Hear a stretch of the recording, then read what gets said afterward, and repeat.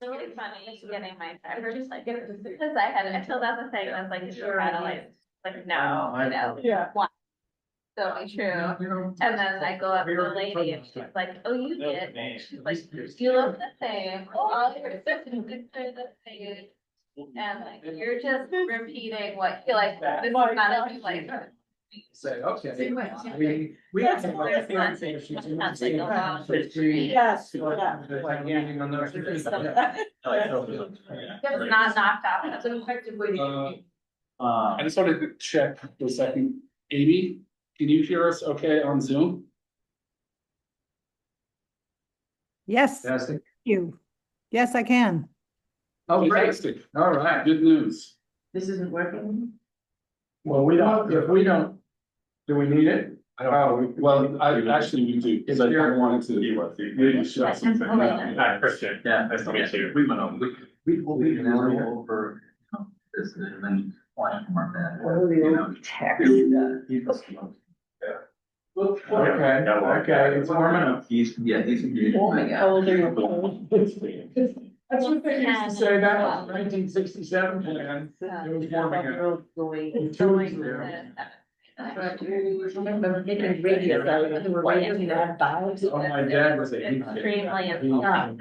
Heat kits, radios, TV. Yeah. Thought he would have been going to Oh, middle I still. school there. Oh. Yeah, we're like, what do you think? At least you're the. Yes. That's weird. Oh. It looks like. Love. Big world. Yeah. Yeah. Yeah, did they, when you all went back, how were the kids, were they, it was like, Unless you have. Yeah. last week. Yeah. Desire. The only thing that I maybe wanted to show. Yeah. And you tack on the drive. So everybody's got. Yeah, but if they wanted to like do it. Yeah. Well, let's see. Yeah. Give it a go. Change it. Last And then week. the thing is, we want. We drove it. Yeah, that's really. Brought that and Yeah. stuff. There. All right, guys, let's. That's pretty much- But I'm sure. Sheridan on. Sheridan is not. I thought there was a. So we're not gonna wait. Hello, everyone. We have Amy's on Zoom. We're thinking Sheridan's gonna join by Zoom. I think everybody who's coming, that we know is coming, is here, other than Ann. You'll see. So maybe if we just real quickly go around, who are you? Then we'll at least have names, otherwise we always forget when we start talking. My name's Christian, I live just down here in Church Street. Andy Torkelson, I live on Maple Road. Cole Flannery, I live out in Stagecoach Road. Alec Ornstein, I live on Route 132 near Union Village. So Steve, sorry. Sorry, just in time. Stephen True, I'm the Director of Planning and Zoning for the town. I'm Jean Richardson, I'm a consultant from out of town. North Ferrisburgh, over on the other side of the state, From White. from away. Anyway, yes, beyond Lance Square. Brendan Klassen, Select Board Representative as well, wearing two hats. Cindy Walker, Director of the Library, I live in Brownsville. Elena Kennedy, I live on Pine Tree Road. All right. Let's get started. So we have an agenda. The first item on the agenda is study area review, which is that map that's the first thing in the sheet. And if you remember, when we talked about this last meeting, and the point was, when we say study area, we could call it village master plan map. We started the discussion with a bigger map. It's kind of roughly the black outline that's there was what we started with and actually was mentioned in the grant, and it's the land use area for the village area and the village center as called out in the regional map. When we were talking in the last meeting, we thought it would be valuable and prudent to focus, to not try to spread out to, we had Hawk Pine, we had Lewiston, we had the area all the way out to the transfer station. And we said, let's focus on a tighter area with the the historic village, if you wanna call it that, but with the one outlying area, peripheral center or whatever, that is really active, being the Route 5 South, market, new housing, area there. So that's really where, so the purple on this map is what we are proposing to include in what we're talking about for the next 8 months. It's perfectly valid if we are talking about it and we say, oh, we want this much housing, we need a place for septic for something, and the boundaries aren't right. They don't contain what we need. We need to bubble it out this way a little bit. But from the point of view of drawing the line to start the study, this is the proposal that we got to at the last meeting. Yeah, I guess the only thing I want to add here is that there's nothing regulatory about these boundaries. These are just sort of best fit for what we think the village area is. I do want to point out that the brown area, which is new to this map from the prior map, roughly follows the National Historical Registry boundary for the Norwich Village Center. It's not a one-to-one match, but it roughly follows that. And I tried to include all of the parcels that had contributing or non-contributing structures. So I think this is a fair representation of at least how the historic registry sees the village district. Again, not regulatory. In fact, it doesn't come up in our zoning regulations. But it may do. I mean, this could form the framework of registry tree. Right. Absolutely. Yeah. That's a good point. But it is important for this group, as we start talking, as we talk to our friends, maps can be really exciting to people and really inflammatory to people, depending on perspective. So that if it's, here's where if it is understood by someone, here's where we're proposing higher density zoning, then people get, and then the boundary matters a whole lot. Is my property on one side or the other? Yeah. And that's not what this is about. If we're having those discussions months out, we will be clear, oh, we're talking about adjusting zoning districts for density, and here's the map for that. So just be clear, that's why study area is kind of the most benign. I think Gene would make a counter argument to that. Feel free. Well, I just think we should say it's our proposed village district. With a historic core in the center. I mean, we're not gonna spend, I mean, What do you mean by, or what is the advantage of that, of sort of that definitive a name? Here's our village district. because that's what we have the grant for, is to get a village district. We're gonna hire those expensive consultants to give us a village master plan. So to me, what we're doing is we're doing the preliminary homework for the outside consultant. So I would call it our proposed village with a historic core inside it, showing the red lines being the trails. You know, in support of that, the master plan, which will form the town plan, forms the basis of the new sort of regulatory framework that we can develop to regulate via bylaw in this area. I think it's a fair representation of, and you know, I want to turn it to everybody else. This is, you're right, as much as this is not a regulatory boundary at the present time. Hasn't been adopted. And yeah, we're not a body that has the slightest bit of authority to draw regulatory boundaries, so. But if we treat it as such, you know, then it's sort of, I think it's a good place to start in an effort to wind up in a regulatory power. But I'd love to know if we've captured what you all said at the last meeting, you know. That's too bad Brian's not here, because Brian is one, keep it short, keep it simple, narrow it down. Yeah, good advice. Well, I think we did that. I mean, Yeah. Hog Pine, Yeah, I mean, Looking at Moore Lane, not McKenna Road, not Lewiston, those would be. yeah, those are the notable ones, you know, and I think. Yeah, I mean, Jan and I went back and forth about Lewiston, and, you know, I don't know, I mean, at one point, we we're kind of like, let's just put two maps up and one with Lewiston and one without. But in the end, it kind of. I mean, there is the former Lewiston Village. Most of that land is now underwater. Right. We have an excellent transit corridor already that was developed 2006 to 2012. We have a park. So, I mean, there's a lot of the sort of relevant features are established in that area. That would be my argument to, you know, remove it from the village proper, but. What's its potential for commercial development?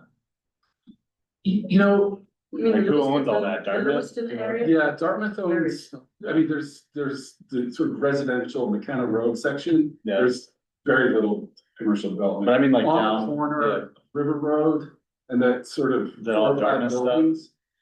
Yeah, but it's all, you know, it's all Dartmouth land and, you know, how they choose to develop it is going to be probably in their own interest. but they wanna hang on to it. I would say so, yeah. I mean, People have to park. what's that? The people have to park. The people have to park, That's right. and that's basically what it's Area. used Out for. of parking. Yeah, yeah, Like the whole medical campus. and you know, at some point, it may make sense to include that little area in a future zoning district. So we can, you know, provide some mechanisms for them to do different things if they want. But, you know, I think for the purpose of coming up with, you know, what are the challenges, what do we need to solve for? There's not much Right. that needs to be solved for there at this point. Yeah, I guess my thoughts on, you know, we're setting this up so that we can focus and have a useful discussion. And so to some degree, it's where do we need to put our attention for the next 5 to 10 years? Where is something going to change or has open questions or is a fuzzy boundary rather than a clear one? And I think this does that. Good. And so. Lenny, you're looking puzzled. I'm just trying to sort out if you all are having a difference of opinion or saying Oh, the no. same things, and it seems like the only area of contention was the naming of the map Yeah, rather than the boundary. So it seems like it is representing what you all. Yeah. Having been here. And Yeah, so That's, to yeah, move that's on, exactly then- right. Yeah. I mean, there was some Yeah, we debate, but. really don't care. yeah, so I think that's right, and I think we can, I'm not worried about as long as this group understands what it is, I'm not worried about the name. So that if somebody views the word district and somebody goes, oh my God, is it a zoning district? You know, what to say, that's accurate, then it doesn't matter. Lucinda, what do you think of what we've gone with? Well, I was embarrassed to say when you kept saying the purple line and then I realized it's the purple space, you know? And I was like, oh, that is exactly what I thought we had talked about. Yeah, Like Okay, almost Okay. to a T. I mean, I was like, oh yeah, this is. So you're happy with it? Oh, What yeah. about stuff on the other side? We decided after we were trying to get together a little bit, we leave everything on that side of the main road of the Of interstate. 91, is Yeah. that what you're saying? Yeah, Are you asking me specific? Yeah. Yeah, I mean, I are hadn't you even comfortable- thought of, you know, the other side I realize is where there is, that's where a lot of the, commercial stuff is on the other side. yeah, But in terms of possibilities, it's on the Okay. right-hand side, which is part of the Right. purple, or I'm how trying I to- assume it, their possibilities. Mhm. yeah. I don't know what the commercial possibilities are next to King Arthur and the fields, and I just don't Well, think of it yeah, that that's way. included, so. We'll find out. Yeah. We'll keep on in there. Yeah. Yeah, What is this thing? Yeah, I mean, the only parcel, the only area I had a question on is, like, we have, I don't know, 50% of Hobson Road, but not the middle 50% of Hobson Road. Again, I don't know if that's like. So super that palatable was, or- yeah, that was actually me in discussion with Stephen saying, We talked about it a little bit in the planning commission, but, I kind of wanted us to be looking at it over time. It's perfectly possible as we look at Route 5 South and the bike ped study that's gonna happen concurrently, that will say, oh, Hobson Road as a parallel transport corridor is viable and important. And so what does that say about those parcels on the other side? So, yeah, that was on it, and then we took it off kind of intentionally, knowing it was a fuzzy thing. If it wasn't heading out into a known planning area that we're gonna study, I'd say, okay, let's be explicit about that. What's in that area?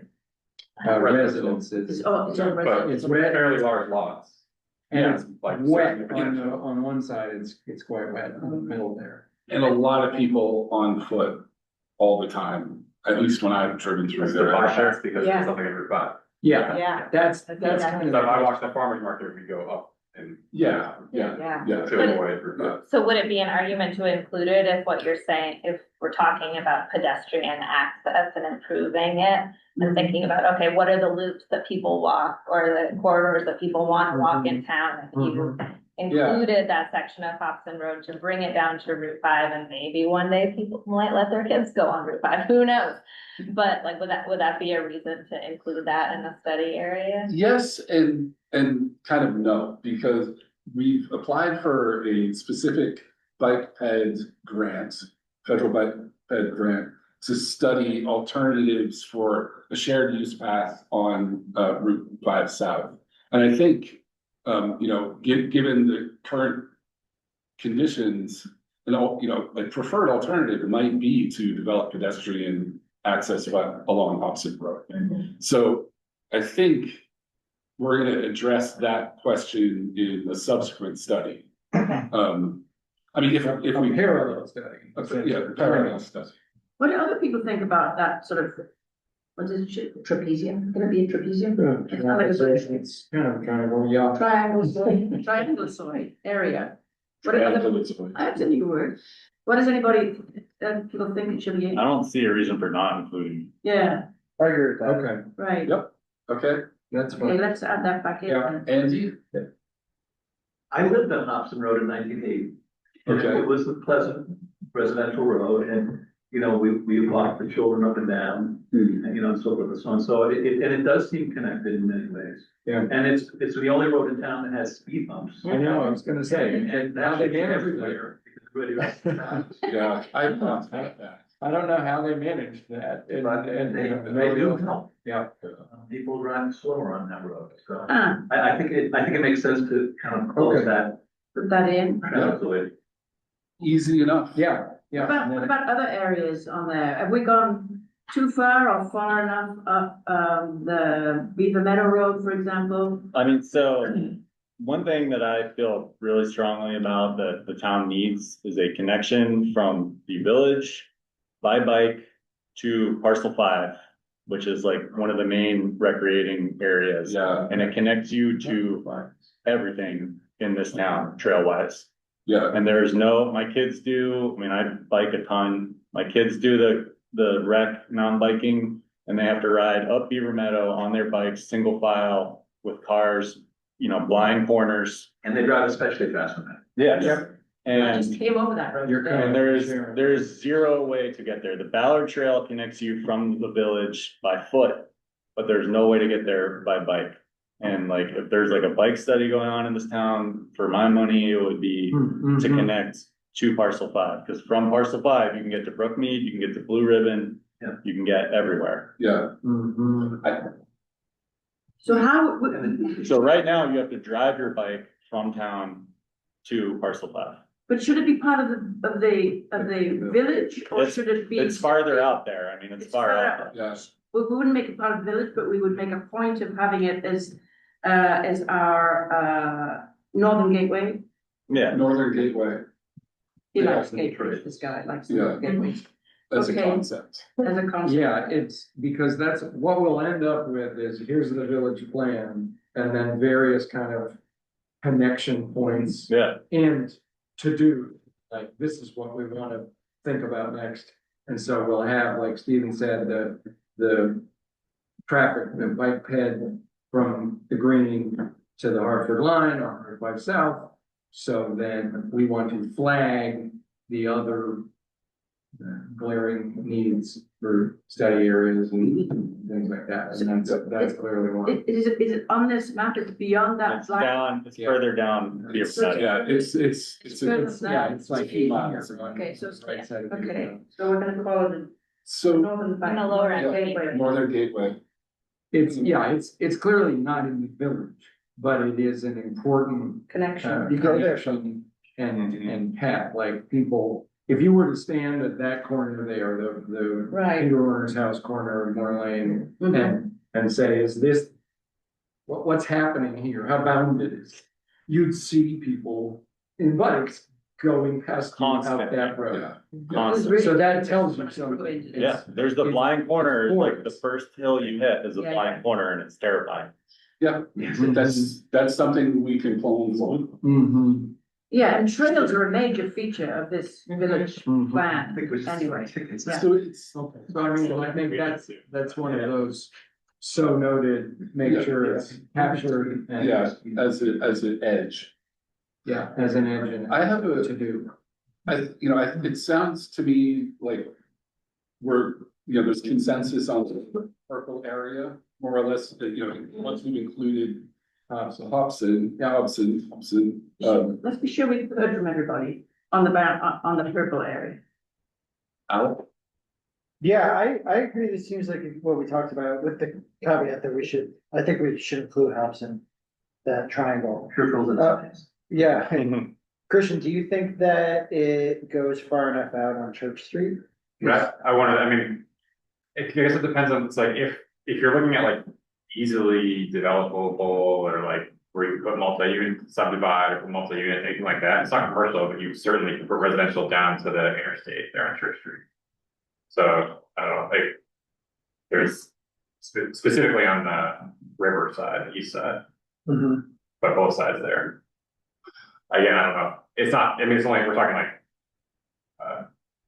quarter mile max. yeah, There's like 60 lots there, 8 lots here.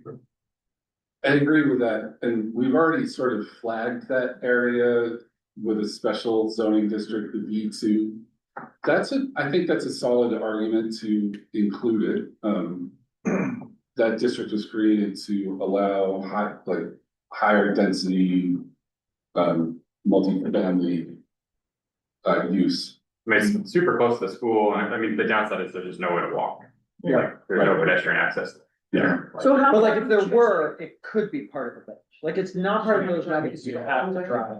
Yeah, But if But there it's like a was, half mile. to the This school. is. if there was to say, like, it's no further from the village than how they met, Yeah. right? So, I mean, if they're a good sidewalk, people can go that way. Yeah, and I mean, those are mostly residential. Yeah.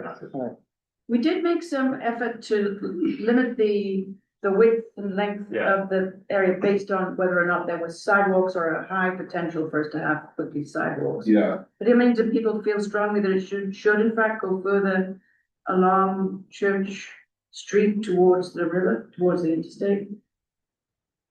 I mean, how much are you really missing on this map? On Because Church we're Street? following parcel boundaries, remember, with all of these lines. so the initial, I took all the sidewalks and put a 250-meter buffer from them, and these are the parcels that it intersected. I mean, it is in our sort of zoning districts identified as a residential area. But we could also consider it, again, like another gateway.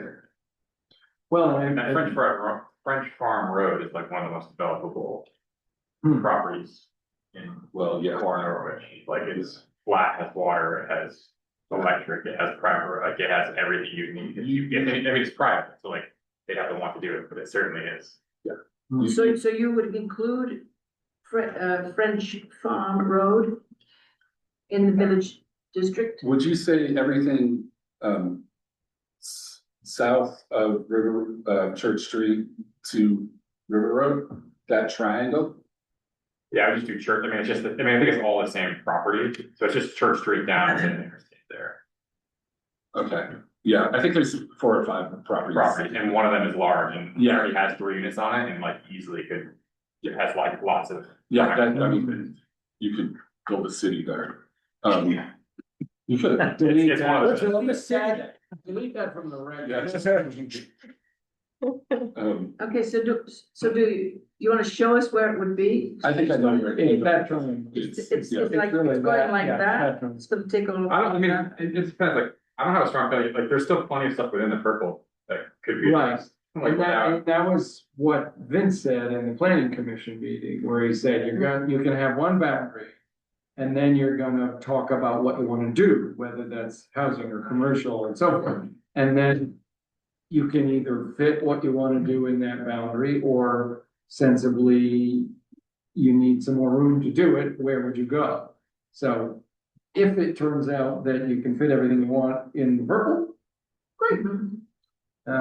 If you need room, then, okay, that's a likely one that we have kind of in the back where it's as a So we, growth area. yeah, so we add that in again, remember what we're gonna be doing is we're going to be giving this map. As you, the steering committee feels, reaches consensus on, and a scope of study. You know, which I'll be drafting to give out to you next week, or next meeting probably, which will have our ideas, your ideas in it. And then the consultant will take it and mash it around.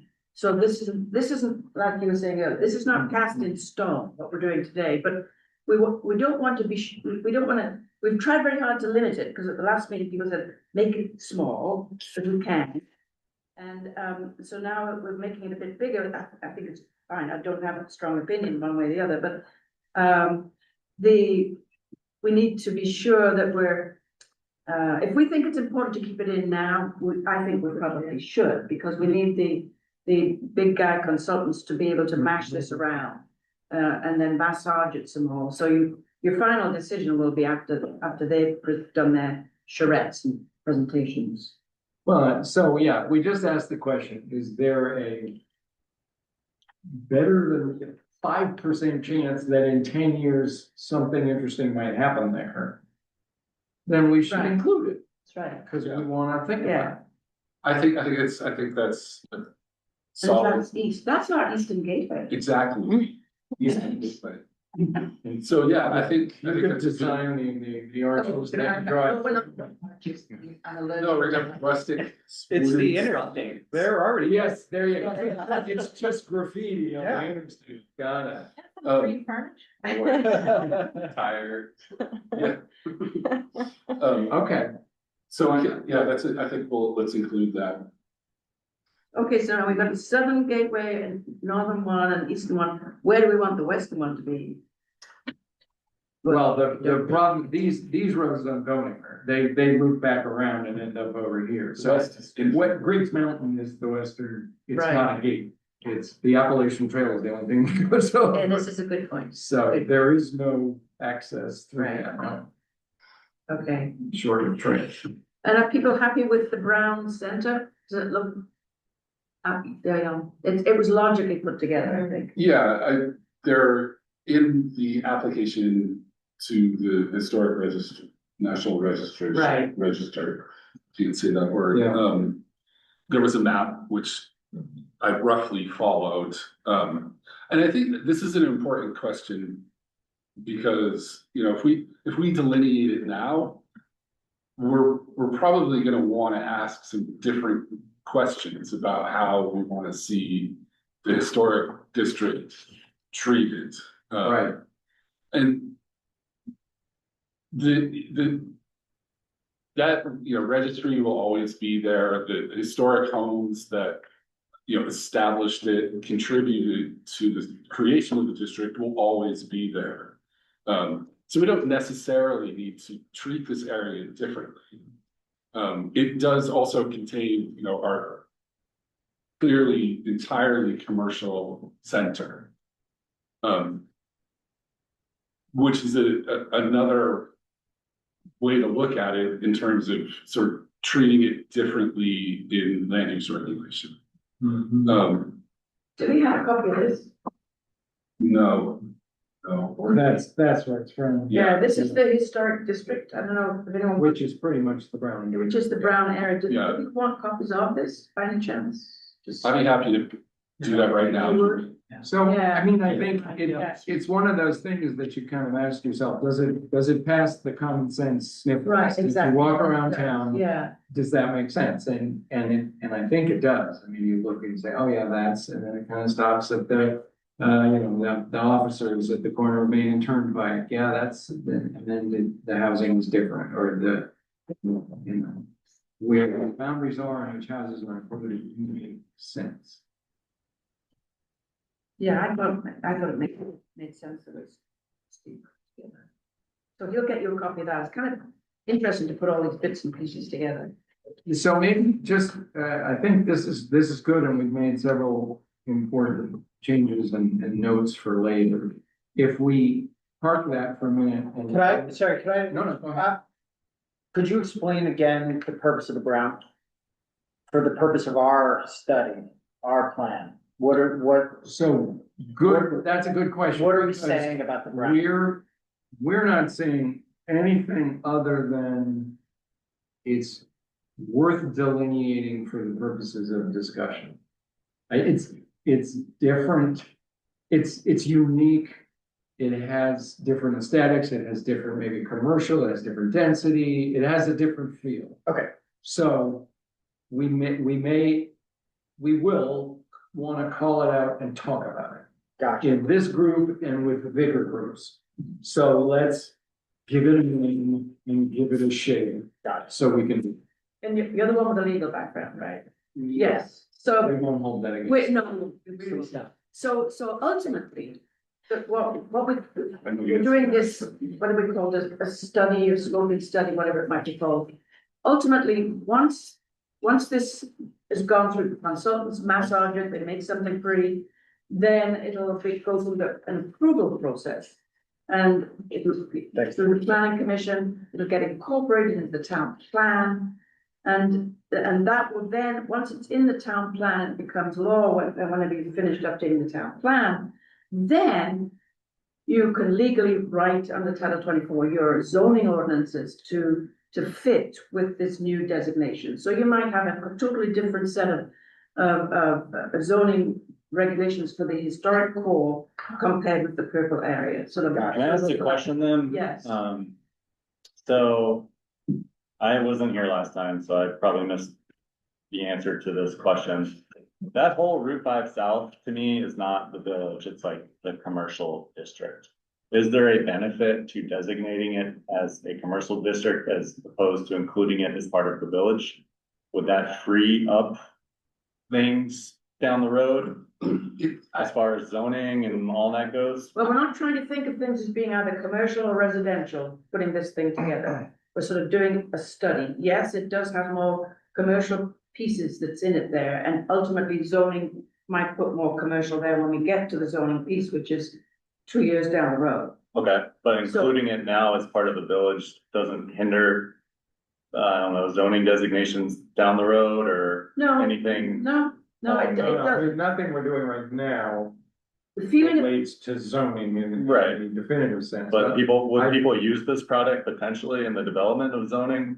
yes, definitely. This, Yes. when we're done. Right. when, you know. So that's my once- question, then, Yeah. including this as part of the village, with that, So. people say, we don't want commercial zoning in the village or something, you know? Well, our plan, But but I I say this should be zoned commercial, Yeah, right? Yeah. We're studying it, and like this part should be commercial, and then it would, right? Or Correct, high yes. density Yes. housing. because Right, yeah, that's yeah. part of what's we'll being- see that in our written document, which you'll get a chance to read, in a couple of weeks. I'm trying to take notes and hear what you're saying. Because at the last meeting, the feeling was that there was a lot of opportunity in this area, not just for commercial and business, but also for some residential as well. yeah, for So sure. It was a I mean, mix. if you're gonna So put it's gonna be. multifamily housing. it's Yeah, gonna be big. mixed use and not. Yeah, sure. But it gets to Alex's point as well, because I would argue that if we were naming things and that made sense as entities, we would have the historic core village proper. We'd have the purple around that, that was the outer village. And this entity that is, you know, centered where Hobson hit through 5, I wouldn't call it village. Yeah. I would call it some kind of a satellite village center. That's a big question of what we want to talk about. Because Ann said it at the last meeting. Is this town of 3,600 big enough to support a vibrant village center? And if you get too much going on out here, does it deplete from this? And how do you think through that and so on? And so we definitely want to talk about that and be conscious about that. But I would, you know, I wouldn't even call that, it's certainly not the village center. No. Well, you just call it, but the whole area is a village center. Well, What we're doing is a master plan. So center then I would debate. Right. It's the village area that we are using, that we are doing this planning study on. And village area matches what our regional commission has this called. It's And we can the certainly- village area, which is the broader. Right. But I think it's a good sign that we've identified the interesting bits. If we start bouncing around like this and say, wait a minute, why are we talking about that? For these reasons. And they do have water down there. I did, Well, I did the research on all the different water service systems we've got in the area this last couple of weeks, quite interesting. Should we talk about things like the sidewalks at this point? Which we haven't given a number. The challenge. Or not? I mean, The challenge I of guess sidewalks. what I'd like to do to keep to the agenda for one thing is to give some time to the questions. Okay. And I think, as you said, if you're gonna come back with sort of draft statement of work starting point, for the next meeting, then we don't have to save much time for that, Right. this meeting. So I think let's put some time into the asking the right questions and a few of the hard ones. And see where that goes. And if we have time, we can go back. I think sidewalks is a bit specific. Oh, if we go around the table to talk about challenges, I will bring it up. That's the last question. Yeah, there we go. Yeah, so then we will have an We should start with, Gene, do you want to just kick off the asking the right questions? Sure. As Comments? long as everyone else is feeling comfortable with the purple and brown areas as mixed. I don't want anyone to feel they haven't been heard. Yeah. Because quite people. I have one question. Uh-huh. And this is a bit naive, I apologize, but when I was doing the application to the planning commission a couple of years ago, I came across the terms residential zone 1, residential zone 2, and then the third area further out, I forget the name. yeah, How do those terms apply to this, or are they now redundant? they don't in any circumstance. Right. So the R1, R2, there's other assessment codes. They're generalized sort of land use label that the assessors in the grand list contain. Okay. There's no relation to the zoning district. Okay. So it's, yeah, I mean, If you think of this as sort of like a policy document in a way. Yep. It's giving a policy that might lead to changes in the zoning, but we're not worried about the zoning. But it's very much secondary. Okay. It's- Yeah. Yeah, Okay. think of it as a policy document. Yeah. Filled with aspirational visions of Thank you. what you want it to look like. hopes and dreams. So you want me to? Yeah, just to So, get us rolling. I used this, but I didn't give it out at the first meeting that we had, asking the right questions. There's lots of questions you could ask, so I just wanted us to go through this might, and see, are we thinking, are we asking the right questions for each of the different component parts that might go into, what this area looks like in the future? So, and I remember at the first meeting, we asked, what does each member committee see as the future down the road? 10 years down the road for Norwich Village. So, I mean, so I just want to go through it and see if anyone has any brilliant ideas that, they want to bring up.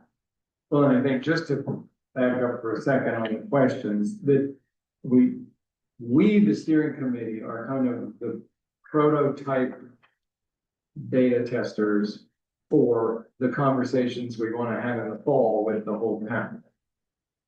So we'll talk through these questions, we'll come up with other ones, we'll stew them around, and part of what we then do is say, oh, here are the 15 that are really good ones that we then use in some of the public engagement that we do in the next phase. So you kind of have that in your head as well, to say, oh, this is interesting, let's talk about it now.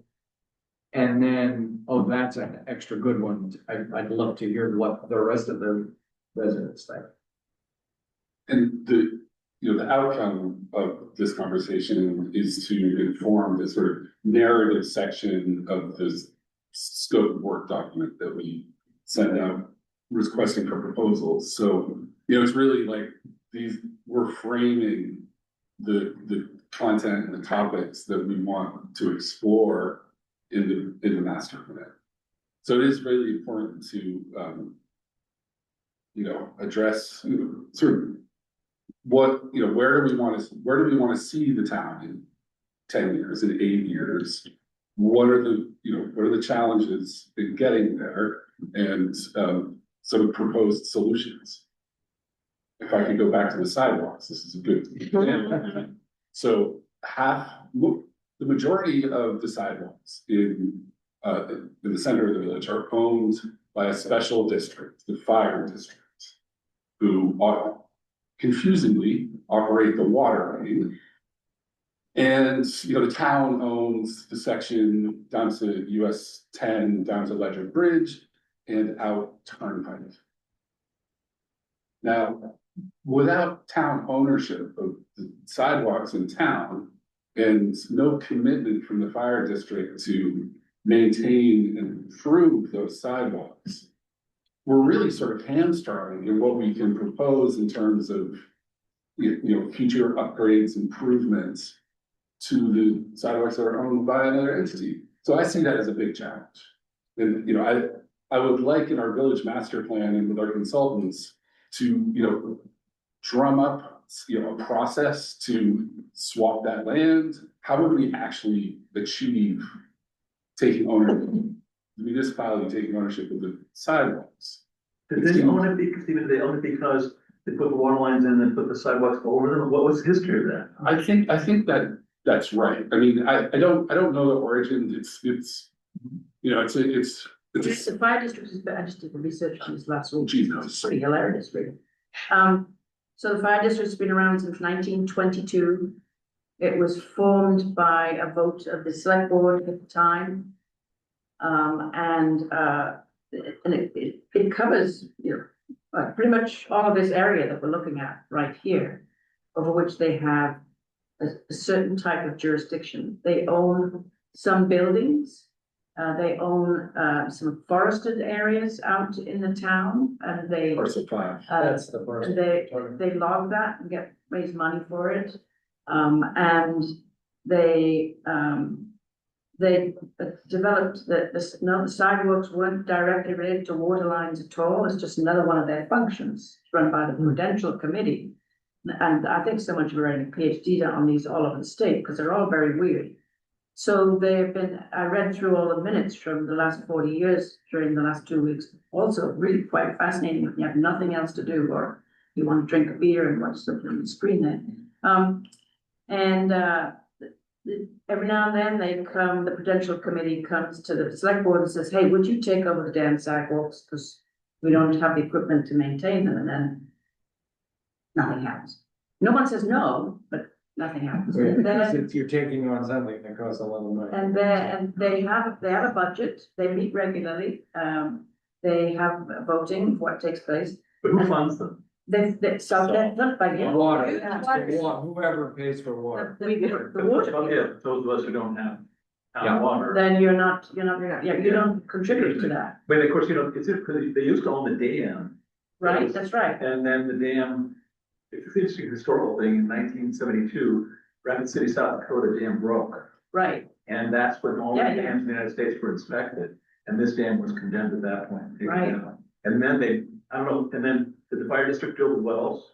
yes. Yeah, So so they the don't rest know of too. our, So they, Yeah. the red The part, line that comes wells up of the okay for aquifer. the aqua. they have a budget right now of 140,000 in a pot of money that they had for the last fiscal year to spend on the sidewalks, but they only spent $750. So, and so there's this ongoing tension as to who should own the sidewalks. And, you know, you could say, well, they keep digging them up. I mean, is that a problem? Who has the equipment? I don't know the answer to that, because I don't think you have a capital budget plan, do you? No. Town doesn't. We're advocating. for that. Yeah. But the town plows the sidewalks. Yep. So they maintain some aspect of it. That's some deal between the Not fire district and the town. I don't, Just out of I don't curiosity. know the arrangement, it Yeah, might it's just so be a interesting, practical yeah. one, because Yeah. you can't have, you can't have Well, I know it's only sidewalks unplowed. Of course. So the hindrance between transferring the sidewalks from the fire district to the town was the select board?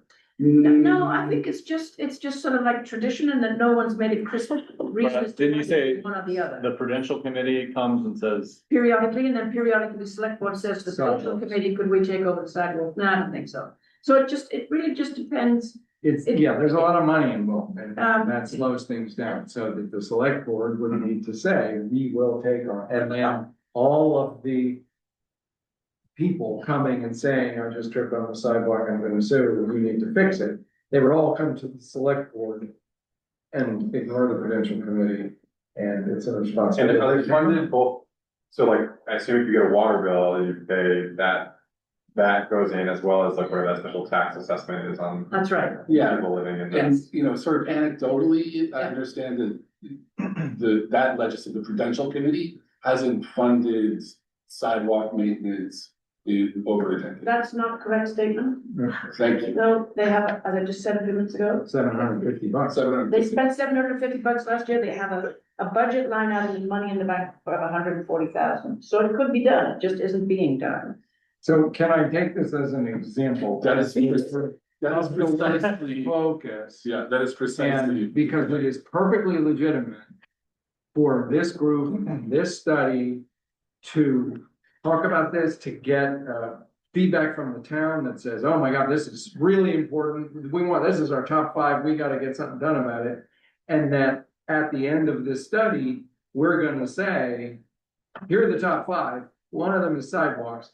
Fire district select board, get your butt in gear and figure out how to do this. Yeah. That is the legitimate end result of this exercise. And I think But we shouldn't spend 20% of the next 9 months talking about I something. mean, that seems like low hanging fruit, like that, well, it the is- sidewalks are in terrible shape. Right. Nobody's doing anything and We want- clearly should be owned by the town. Yeah. Yeah, and this prudential committee is not gonna pursue grants for, Yeah. you know, federal funds. Also, you're limiting your funding to like 15% of the town or 20% of the town, like the 20% of the town Right. taxed on it, Right. instead of the town using it. And we want, everybody says they want trails and walking and bike Yeah. paths, so it's logical to do it. But we'll notice that we don't have someone here from the Prudential Committee, which. They have a So we- long range planning meeting So you're gonna July follow. 31st, so I will attend that to continue to provoke the He's on it? question. And so, Steve, when you get a chance, you can give them a copy of this map, I think, too, this one. Yeah. That Yeah. shows the, in Sidewalks. red, that shows the Yes, yeah, sidewalks. absolutely. It's kind of cute, I mean, hey, I'm in town.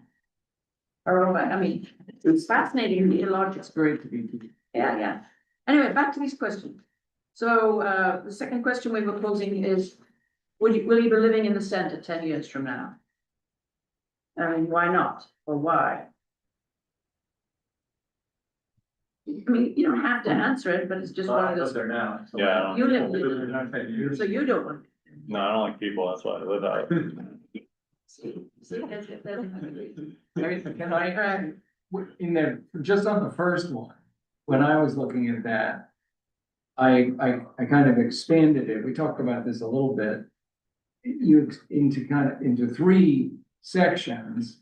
What do you value and want to preserve that's there now? What is a kind of a negative that you want to reduce? And what's missing that you want to add? And somehow use that framework, because it's usually pretty easy to go, hey, what's your pet peeve, or what do you want to get rid of? And it just, because we had a conversation about preservation and, having Danowitz is a key core thing at the center of town, we want to preserve that. What else? It's the kids, it's the, and then, but this one sort of as a future 10 years is asking the question, what might be different? What do you want to see different, new in the town? So it's a very different question. What do you want to preserve and what do you want to change? I think that, the biggest issue is in 10 years is gonna be like whether or not we have a vibrant village. As in like businesses and things Yeah. there, or if we become more of like a suburb of Hanover where everybody just goes to Hanover for things. There are businesses and properties teetering right now as far as, the state that they're in physically. Where my business is located, that whole Norwich Square properties. I mean, that is the most village green looking thing we have, Yeah. Yeah. and it's run ineffectually. It's mostly vacant. And, in 10 years, based on the landlord's age, I think there will be a new owner there, but to me, like, maintaining that in Danowitz is like crucial. I agree with that and would extend it to say, it seems like there are a lot of spaces in the Norwich Village core that are not necessarily end of life, but appear to be towards the end of at least the extent that people have been maintaining or investing any money Yeah, in it. And it seems like a question of, is that gonna come or is it not? yeah, And will really make or break where, whether this is somewhere people Yeah. wanna move, and there's like a certain extent, and certainly a group of people in Norwich that would say, I don't want it to be too nice, I don't want, we're not Yeah. Woodstock, but we're a long way from Woodstock, and not necessarily, their money isn't necessarily showing up for the investment We're closer in the to it. capital infrastructure is not. We're closer to like the back alleys of White River Junction than we are to Woodstock. Yeah. Like, Oh, absolutely. when you get into the bones of like these True. buildings and things and Yeah. what's going on. Yeah. With these properties. I mean, the whole Upper Valley is the story of deferred maintenance on commercial property. And that's So one of it's the not things even- that this scope of work and the master plan that comes out of it can identify exactly what you've said, and you will therefore have a strengthened position to get grant money to be able to give grant money to those owners of those buildings to fix them up, because I think that's a really important point people just. That's what I'm wondering about, is incentive to have Yeah. private property owners maintain and improve the Yeah. spaces that people see as public space of Norwich that really are yeah, not. They're up to individuals, Yeah. the direction they Yeah. wanna go, and it's not necessarily new things that we're trying to get, it's Yeah. like, let's take what we have and Make them the most structurally of it. functional for the. Yeah. Yeah. that's well said. I couldn't agree more. And that ties into what Jan talked about before about putting septic below parking, below parking lots. I mean, we live in a world where you can put septic anywhere, in any situation. It's just, is there sort of a long-term incentive to invest that way? Sure. And, Well, it ties, one of the big tie into that is that we all know that there are houses in town that are oddly owned by a few individuals, and they just are living them. They don't live, nobody lives in them. They're falling apart. And these were beautiful homes. yeah, And do we have any, as a community, do we have any power to sort of say, wait, this doesn't make sense, and, Eminent domain. Yeah. I was eminent Yeah. domain. I was an attorney litigator for eminent domain. How many properties do you think might be in that category? One thing at a time. that sounds like a story. No, that's I have number, I know several. And, there's certain properties where you sort of see junk outside the doors, and you sort of say, what's that all, hoarding, Yeah. all that kind of stuff. It is Vermont. I do make the argument. If some of these neighborhoods doesn't have like 3 or 4 dead cars in the driveway, you really live in Vermont. It's just there's the point, going back to what you're Yeah. saying, Cole, Yeah. how do you induce property Yeah. owners that Yeah. doesn't? Yeah. Harry Allen kept those buildings up. One thing I thought of for my, and I don't wanna get too sidetracked, but like, there will be a change of ownership for Norwich Square at some point in the Yeah. next 5 to 10 years, Mhm. just by the laws of nature.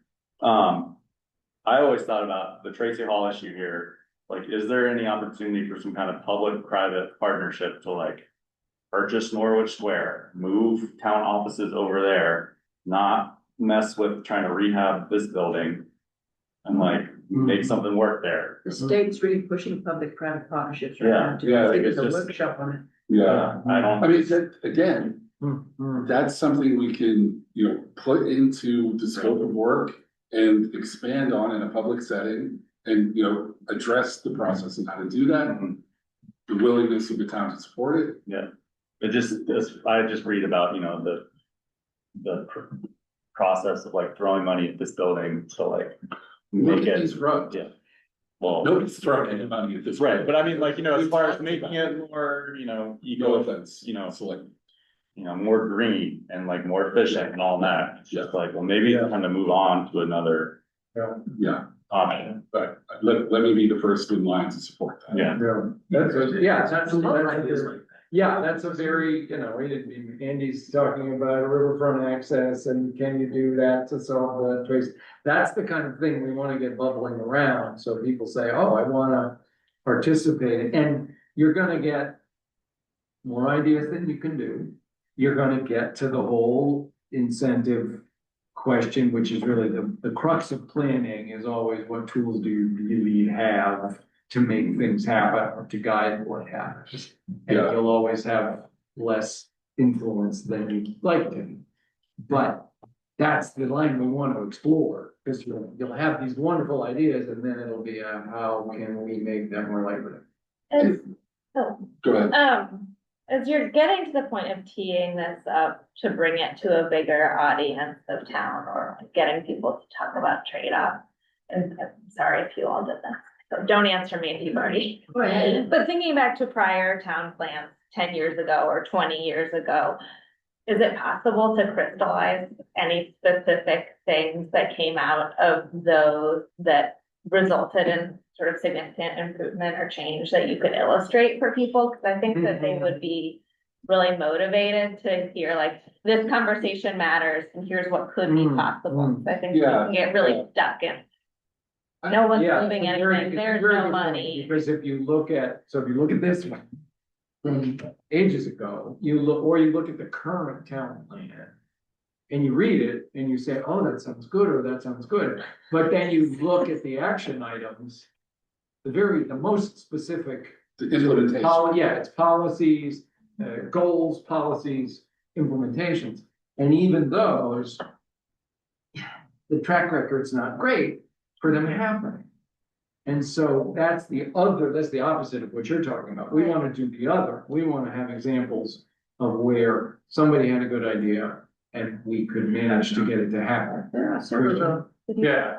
See, what's that? Oh, sorry, what did Oh, I just said, and you get it done. I mean, yeah. it's, it's sort of like the sadness of, you go and see Paul Samples painting in the old swimming hole, and, that was great fun, and then Irene wiped it out, and the state said you can't rebuild it. Right. It's kind of sad. Hmm. But that's why in 1967, they said, There was- special attention given to the Connecticut River as a recreation resource. They were right back then, and I think it still is now. But as you said, it's one of those small specific. Hmm. But Christian. Yeah, so I mean, so the question of 10 years, and like my goal, and Jan's heard this on the plan commission, is like just to prove to the town that like incremental change can be done without destroying the town and the character of the town and the fabric of the town. And so whether that's a new business or a new business building or a new neighborhood with 5 units or new sidewalks, like there's a vocal minority in the town who jump at any change, and any incremental change is like we're fully ripping apart what makes Norwich special, and so like, for me, like. I'm kind of agnostic as to which direction we go, but it's just like, set something in stone, and then when this group talks about it to the public.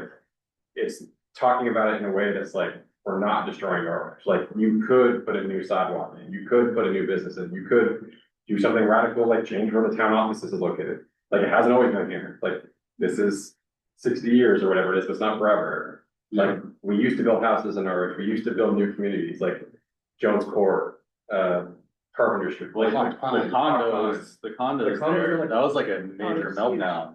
And again, like, Norwich should And survive. now it's like nobody, like, you know, No one, yeah. I think they look nice. And so my thing is like, whatever it is, like, this group just needs to pitch it in a way that incremental change is not gonna destroy Norwich. Like, no one, because like, once you say we wanna build a house, we get bombarded with people who it's like, you're gonna turn us into like Brookline, Mass, and we're just gonna have 6,000 new units and feed everybody into Hanover. And like, sure, I guess like, we could advocate for that, but I'm not hearing anybody in this group or anybody in the planning commission advocate for that. Like, you can make 6 houses in a 5-year stretch without getting to that. You could add 2 new businesses or upgrade a Danny Wicks without making it a Maplefield. right, To your point last time, like, yeah. I mean, to me, the sort of, Oh, I just wanted to jump off to say Elena said, which is, I think that when you're asking people questions, I know these are questions for us, but as it's the charrettes and whatnot. We found in the library that you almost had to give something for people to react against. To get a true honest thing. So if we want to talk about anything having any incremental change, it could be sidewalks. You show a town that has put in the sidewalks or the bump outs or to let people see what it would look like, because I think oftentimes when they're just looking at text, Right. they're seeing in their own head what You it like is. this, right? Yeah, and you do want to get people to be like, oh, I do kind of, I would love the idea of the town offices moving over there, or whatever it is. I mean, I think that's an important That's what the thing. charrettes do. Yeah. exactly, And you exactly. see it in the example town plans that were given out a couple times ago. They did that. They said, oh, Right. here's what they had a picture of a traffic crossing light from Hanover. But they said, this is what it looks like, or this is what it would look like if we narrow it in now with the sort of computer. And I actually went to Springfield. I live near Springfield, and I was like, what did they do from this Yeah. town plan? And it was pretty interesting. They have a new pocket park downtown. Yeah. They redeveloped in front of the movie Right. theater, and it's Yeah. like, oh, Yeah, it's really. pretty interesting. nice, not overwhelming. But actually, yeah, if your town plans though, over the years, to your question, or to Elena's question, is that incrementally you've added in things in from the old town plans that have taken place. I mean, so you can see that, where it said, we want to have more housing, whatever, I don't know the names of all the different districts. That has happened, but it's all been incremental, it's all been little quiet bits. But you've also, your town plans have generated a whole range of studies, some of which have resulted in, the development down at Route 5 and so on. Remember the US study, 10, yeah. US 10. So the sidewalk that connects Ledger Bridge and, That's and connected, the, underpass, all of that was the result of grant study. So in places the town has been effective in, obtaining grants and executing on them, all the way through to construction. And we've done a number of different scoping studies, for other transit projects. They haven't gone, I mean, we certainly haven't batted 1,000. There was a, She's a baseball mom. She knows. Yeah.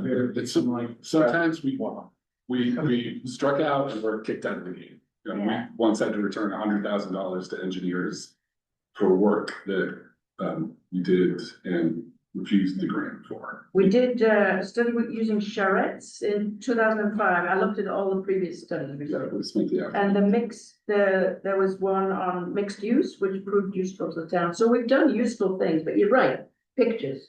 So we shouldn't bother with some of these questioning things. Could find pictures to go with them. But to Lucinda's point, that it's important to have something to react to. Yeah, Like, so we're talking about how do we preserve what we have already, so something to react to would be, is it a solution to have some sort of private, public, program. And, you know, ask that question. So we have a problem and here's a potential solution. And from that, so I think that's a really good point. Because that gives something for people to react to. Well, I wonder too, I don't really remember, because I don't live in White River, obviously, but I look at White River when I grew up versus what it looks like now, and I can remember when like Dreamland or the Tip Top or all the new housing that's gone on South Main Street. In the beginning, people were like, ugh, but you know, it's pretty awesome. And White River has a great vibe and it's vibrant now. I mean, Yeah. And I think too, that's that thing, is that incremental, one building goes up, or show people what it can look like, and frankly, all the, you know, Hanover used to look very different too in the last 25 years, that whole Main Street has changed. People have various thoughts about it, and that's okay, but I do think it's helpful. Hopefully people can react in a good way, or at least opens their head, their mind Yeah. space a little bit. Yeah, and I think, I mean, one example where I can't take credit for it necessarily, but it's a perfect example. This planning process is not just for the municipal services. It's under the auspices of the planning commission, but the Grange is a perfect example. You know, it had nothing to do with the municipality, other than the planning commission said, yes, please go ahead, and the select board helped them sign grants. But that's a perfect example of saying, oh, you need this kind of a function, these are the different things that will happen there, we need it, and it happened. And so that, we want 3, 4, 5 more examples like that. And then when you come up with what some people say is exciting, some people say it's a crazy idea about the town offices, you say, well, wait a minute, we're rolling and something can happen. I was in the Army for 6 years, and the mindset, and you see it in small towns too, it's the same. This is how we've always done it, and it works fine. And, you know, you get stuck in that mindset because people don't want to do any kind of heavy lifting, either emotionally or whatever, to get, you know, move things forward a little bit, or do something better or more efficiently, or improve things otherwise. And that's a very difficult mindset to overcome. And I agree that, like, images, explaining, you know, whatever it's for the kids or whatever it is, you know, sidewalks helps. I mean, I moved back here like 9 years ago, and the first thing that was happening was the flashing lights for the crosswalk, and it was bananas. And like, that's what's always in the back of my head, thinking about changes around here. It's like, those barely happened without like fist fights in the middle of the street.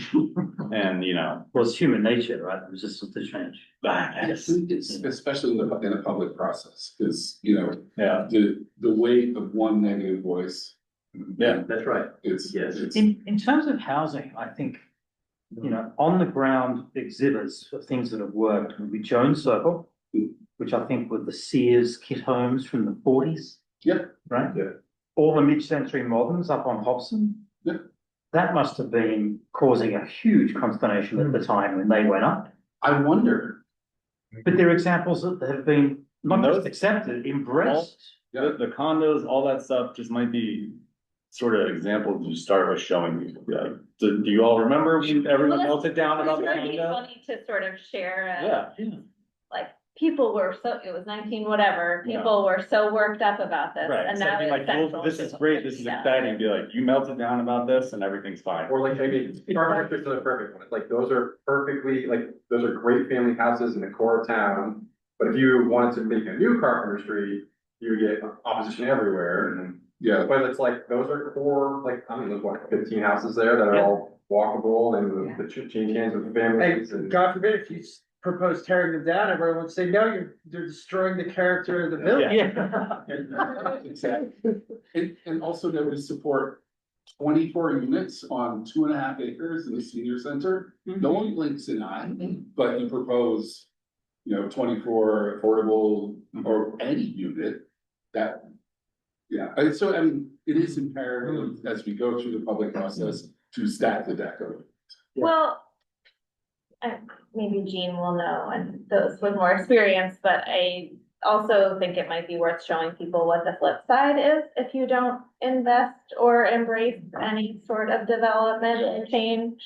In 10 years, our town could be this, or we could have no school, we could have no, our population is now this, like, things can go away that you too. Yeah, If you The very don't, point that Cole was making, the shutters, commercial Yeah. center to the And town. then the demographic thing sort of first, like, it's like more, I think Norwich is a higher percentage of population with a master's or PhD or doctorate. Then than in the national nation. average does of a bachelor's degree. Like, so you like. Yeah. Like the average cost of a house here, $750,000. In 2026 dollars, like, and if that continues to go down a path. And Yeah. exacerbate over time. Like, So it'll become a gated community, not just gateways, but Yeah. rich people only. yeah, yeah, as you're scoping for a consultant, who I assume their responsibility will be to get people there to engage in this Yes. conversation. I hope that They it have will, public hearings, yeah. well, I hope that it will be a demand that we ask of them. How will you specifically reach people who do not show up to every Wednesday night at the Excellent select question. board? And like, how will they engage each of our demographics yeah, Yeah, and go where they are when it is convenient for them? yeah. yeah. Because I don't think that has been successfully done. Yeah, I mean, part of I agree. that is an incredibly important point, because you really do need to have, representation from every cohort in the town. And you have to redo it by several different mechanisms, and, I've done that a lot, and all these big consultant groups have, but it's your job to push them to make sure that they do that. Yeah. They need to actually go and talk to school children, for example. Schools are so important in this town. They can't just sort of ignore them, they need to actually met all the prudential committee to come in and talk about everything. They need to talk to the folks that are out in the rural areas as to, you drive through Norwich, I drove over the Beaver Meadow Road today, it's like, it's a lot of mountains up there and forest, and that's about it. Do those folks ever come into town? Hey. Yeah. Well, that's the. We're civilized. When we want to, I'm the ones that like people. Yeah. So, We call it the Western Province up.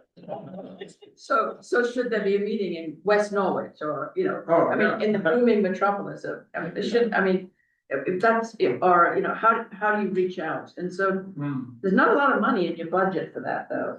Well, can we talk for a minute, because I have questions, and if I do, Yeah. about the relationship between this group and the consultant. And because we're talking statement of work, and I'm worried, or, I'm concerned that if we write down what we want them to do, and then we kind of step back and they do the village plan, which we absolutely don't. Oh, no, that's what yeah. And I needed to feel kind of real that they're our staff They are, doing. that's why we're doing this very thing. Yeah, Yeah, That's my role here, is to try to make sure that I have you all whipped into shape, so that when you get the big guy consultant coming in, you already know what you want in your final plan. In essence, you want them to make it look really good, get the right wording, get the right pictures. And so, because it's your plan, you don't want to ever allow your consultant to say, oh, don't worry, come back next week and we'll have it done. You want to take control of who they talk to, how they talk to, and you're gonna bully them and boss them to make sure they do what you want them to do. That's why we're having these steering committees. That was my role, that's why okay, Steve. so helps. It's who they talk to, it's what are the top 5 things we absolutely want to make sure they talk about, or Right. get the people to talk about, Yeah. and then they're gonna take the Oh my God. notes and collect the notes, Yeah, and then we'll go through those distilled notes. exactly, and we have, the work plan has, set aside. The largest portion of the budget for, this is part of our document. Maybe we should just turn to that now. Yeah, we could look at the work plan, so.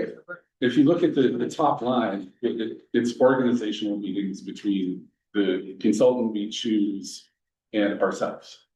So we kicking off the project, organizing the project, and, generating strategy for the project. So that would be, for example, us coming and saying, we've been talking about this and we think these 5 issues, vibrancy of the village center as it relates to a satellite center, the sidewalks and bike ped safety, that.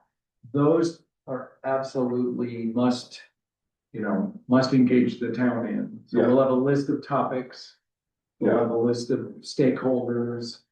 And when we review the, people who respond to the RFP, we're gonna, ask the same question that Elena asked.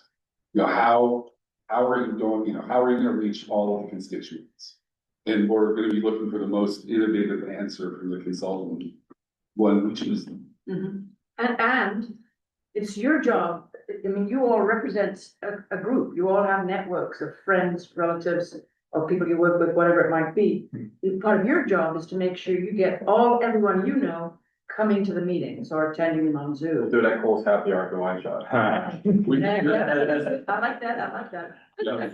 Yeah, so, in those 6 meetings, we're gonna be designing that. Yeah, And and we're gonna be giving them a stack of paper material and information so that they have no excuse so they won't waste time doing the stuff that we're doing here. Yeah. We've done a lot of their initial homework. yeah, so that's why the sort of degree of specificity in the questions we wanna have answered are important at this point. So what is a problem? What is a potential solution? How are we gonna generate a reaction from that? And do we all agree that this is what we wanna see happen? And then they can expand and give us the how, not really the what and the why, but the how. Right, the how is sort of, the staff does what we want done. Yeah. And they know how. I mean, there's all sorts of cool, planner games that, these consultants are coming up with now. So, we're gonna pick a company that really, wows us, I think, with what their approach is to getting engagement. And I do think it's terribly important, based on my experience, because schools are so important here, is to have it done at a time of day when, in fact, your school children of varying ages, middle school are usually the smartest ones to deal with, that's like 9, 10, 11-year-olds, they still see the world as a whole place before they've broken up into subject matters. I found it a very effective way to get honest, honest, straightforward answers. Well, that's a stupid idea. Everybody knows you shouldn't do it. Oh, we never thought of that. Kids will tell you things you've never thought of. And to have at least one of your charrettes or your public hearings, whatever it is you're going to be doing with the kids there, at least one, and make a set of poster sessions or something in the school. Maybe if someone could identify a school teacher, whether it's, a history or social study, or anyone that's interested, a teacher in the school who would be willing to set up a display of what you're thinking about. She's gotta go to Danimals with a net at like 3:15. Yeah. And get like. Using the opportunity for feedback from the. Yeah, what's our budget for free ice cream? Ice cream, free ice cream, that's the thing to do, absolutely. Yeah. Because, not only do the kids give you honest ideas, but you'd be so impressed with what they've already taken in, is these little critters growing up with all these highly intelligent, well-educated parents. And then they tell their parents, if the parents don't come, hey, we went to this thing, or it was at school, and you never guess. And so you'll be building a positive consensus, a core of human beings that actually want to work together and not just beat each other up or say, we don't want things to be changed. Well, and that one as an example, when I added, when we were talking about the agenda, I said, ask the right questions, which I think we should keep bubbling around, whether it's questions, whether it's positive and negative examples, or however we pull out the important topics. And when we added the few hard questions that you want to ask or discuss, we want to be sure that we know it's response to change. Nobody wants to change status quo. The inertia is huge. That needs to be on the table, in the middle of the table, looking at it and talking about it. is our town center gradually falling apart? And, needs more than a paint job? And how does that relate to what's happening out on Route 5 South? That's a hard question. That one's gotta be in, what are the other 3, 4, 5 of those kinds of questions, topics? Because if we don't address them, then we've wasted our time. We've done the easy stuff on our stuff. Yeah, and the last part of your scope of work we're gonna give them, and they're gonna then flesh it out more, would be not just, because we don't want it to just be another one of those damn reports. It's gonna have a list at the end, because what are we gonna do? What are we gonna do? Who's going to do it? We're going to identify the group, the committee, or the individual that's going to do it. What's the estimated cost? How are we gonna pay for that? Is it gonna be, so those will be spelled out so that those people will then, those groups will become accountable. Someone's gonna volunteer to be the person that starts working on a grant to get the trail of the sidewalks going up the Beaver Meadow Hill Road. Yeah. Well, there's already been one study on that. Yeah, can we move to the construction phase, for example? Had we moved that study? Yeah, there was a study done on 2021 Beaver Meadows Road sidewalks study. Well, that's was- much yeah. closer in. Yeah, that's- That was not, That's crossing there. yeah. Yeah. This to do this. So there's been an unofficial study of where to put a trail. Yes. There was an. I mean, that was like 4 Heard dudes of that. walking the opposite side of the. Yeah. There was an official study, scoping study, there was an unofficial Yeah. construction. So, that's how we got that path. I mean, Yeah. the Beaver Meadows study's 350 pages. Yeah. It's, Mind boggling. it's a excellent piece of work with a preferred alternative. But, these programs require sort of federal standards of construction and they're expensive. Yeah, very. And, yeah, Yeah, I do think that in terms of hard questions, and we brought it up a little before, and I know it'll come up. It is cost, that we could have brilliant ideas that are cheaper and then brilliant ideas that are really expensive. And you start bubbling that around and somebody's gonna raise their hand from the back and say, our property taxes are already too high, how can we possibly do that? We should stop talking about this. And so somehow we need to be able to talk through that. Either here's some great ideas for sources of money, Yes. that don't raise our property. Nobody taxes. thinks of grants, like, that's not in No, like, we don't, that's right. in most people's Yeah. brains, I think. yeah. I And think- my experience with Yeah. federal grants lately is not good, I have to be honest. Shocker. I mean, we got, all we wanted was 600 feet of blooming sidewalk from a main road with a crosswalk across the road that connects to the school, from our State Brewster School. The towns give an estimate of $35,000 to do it. No, it had to meet federal standards as well as state standards. 700. Oh, my God.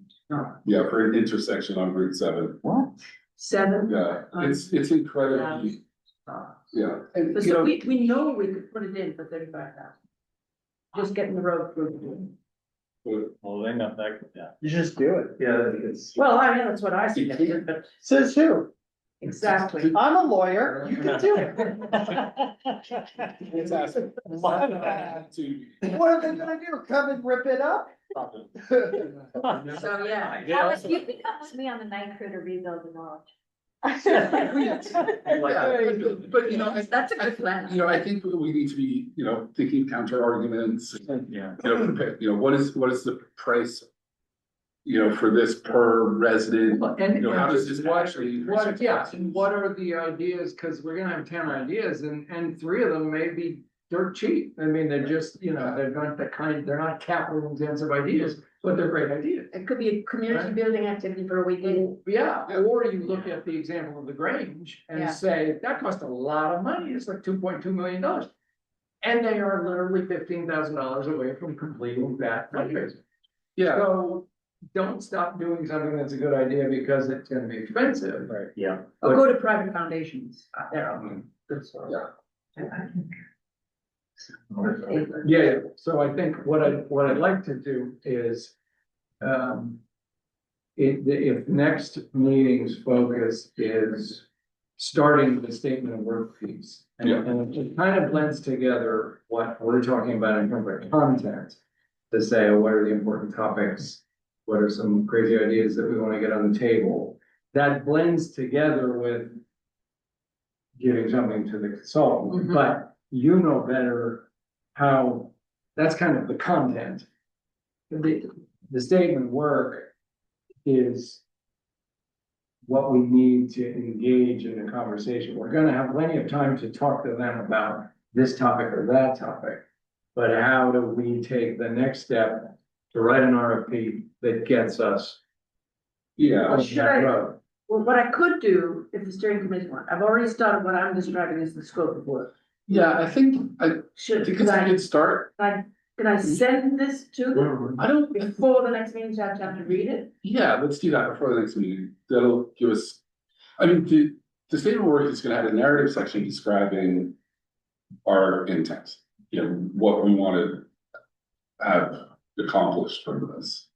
And the other portion of it is just the work plan. That this- Right, you're in charge of They're that. gonna respond to, you know, can we do, what can we do for the budget that you have?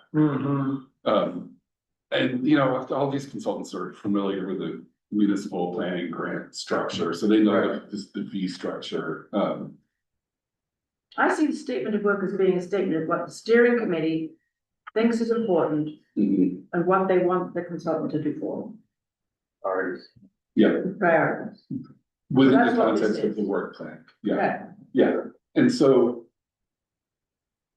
I mean, if that document reflects that structure, then we can Right. share it right now, but Oh, no, I don't want to share it right now, it's not ready. I'd rather It's not send it ready. out It's and not have time fresh. No, I need to take in what everybody said today yeah, and build it into this and get some illustrations, because I do think that that will help us to make sure, Yeah. because this will become a public document when you've finished with it, so we want it to build the community of people that feels educated and empowered to do this, you know, to make it all work into the future.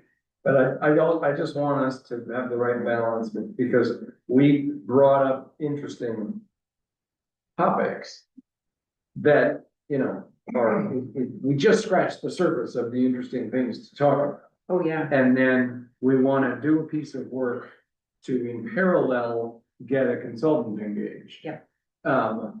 But I don't want that to somehow take over, you know, or us to think we're done coming up with good ideas. You know, we can't. And then we're doing something to get an RFP ready.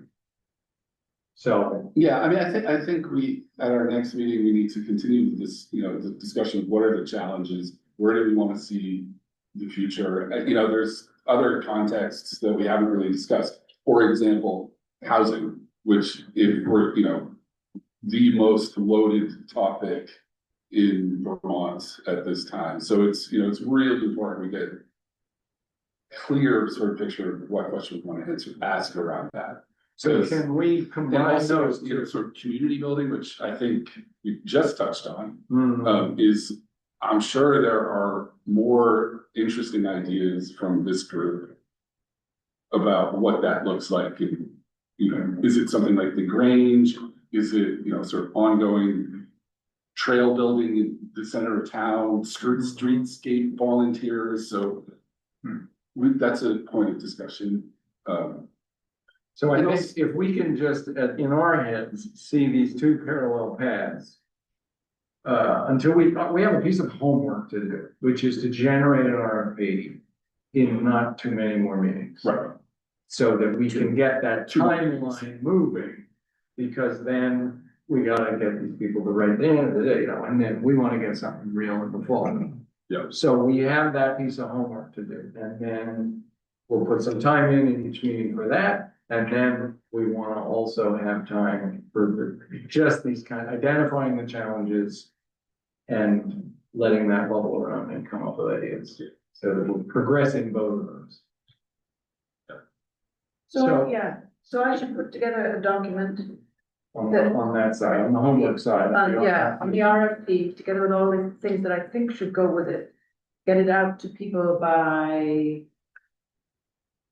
So if we stick with the 2-week cadence, Yeah, let's just throw that out. Yes, And see where we get to. That is the 21st. Is there, are there few enough absolute hard stops on Tuesday, the 21st to make this go elsewhere right away? yeah, I mean, Tuesday the 21st is. I mean, yeah. We We've need got to, 11 of us, we're gonna miss 2 per meeting, say, just on the law of averages, so we're not looking for 11 out of 11, or we'll never find times. so the 21st. If, I'm good. I don't know, Unless Jan is in Dover watching his grandson there is battle a for the make Calvert final regional. of, yes, I know. And we will plan accordingly So the or next send one a would be- contingent. Then August the 4th. yeah, So if we could pencil those in, or pending the first one, pencil in the second one. They stagger with planning commission meetings, which is good. I give up having, I have friends over that night, but that's okay, I'll leave the dinner for them. Okay. Commitment. Um, And then, so can we back up and say the target is an RFP completed on the 4th? yeah. So I'd like As to we see. don't want to spend. Yeah, we gotta make that timeline happen. in fact, not So only do we that have there's to- 6 we have weeks to or have a whatever. Whole list of consultants to send it to ready as well. We Yeah, need to hit the ground running on Right. the 5th. because otherwise we're in, if you hit November, if you hit Thanksgiving and you haven't done what we want to do in the Yeah, fall, yeah. you're useless until January. Yep. So we So need, what would be good for me to send you out a document, so you will have the opportunity to read it before you come to the meeting, what would be a good date? Said he in her time's given, I can make this work, the 15th, 16th, something like that. yeah, call it what we always do. It's the Wednesday, Thursday of the meeting of the week before that we try to get the packet. Okay, so. So you that's- Send it out, Call it the end of the day, the 16th. Yeah. Is. okay, and the day on the 16th, 4 hours, okay. And at any time, if you have any one of you have any thoughts whatsoever, feel free to just shoot me an email. Yeah, I for will- me, I'll get it out to it's the group really, and- it's really a we don't wanna lose anything. So if you're just walking down the street and you look at something and say, well, that building looks like hell, we should put it on the list to be renovated. Or I just had this brilliant idea of something to talk about, Yeah, just send an email to somebody so that it goes on the list. yeah, and think about challenges for housing. Maybe some possible solutions in a very complicated arena. And do we have any ideas about how we're gonna create a more, sort of resilient community, resilient to natural hazards, weather events? We've gotten a grant, free grant to do a stormwater master plan. So there is that sort of study in the works, and that's really important. At some point, we could have water running down the middle of Norwich. We do have water running though. Well, yeah, just more worse water. And community building, and also historic preservation. Those are some important topics to plan for, and. Yeah. Yeah, let's get them on the list, because I think I'd rather have like 15 things on the list. And then this group can mash it around and say, these are the top 5 or 6. Yeah. And then we put it out to the consultant, how are you gonna pull the town on this? Yeah, And the town will come up with 2 we didn't think of and so on, but that's what we need. but good ideas tonight. Yeah, that's what we're trying to. So Brendan, can you just make that happen? Sure. Thank you very much. Thank you, Just a everybody. simple swap. It's just this. Simple swap, yeah, give his landlord Tracy Hall. Yeah, Just go for one for the. First time with Is that that, I what think you it's call great. it, with your store? Well, I've heard, yeah, I've heard. I've never heard of it.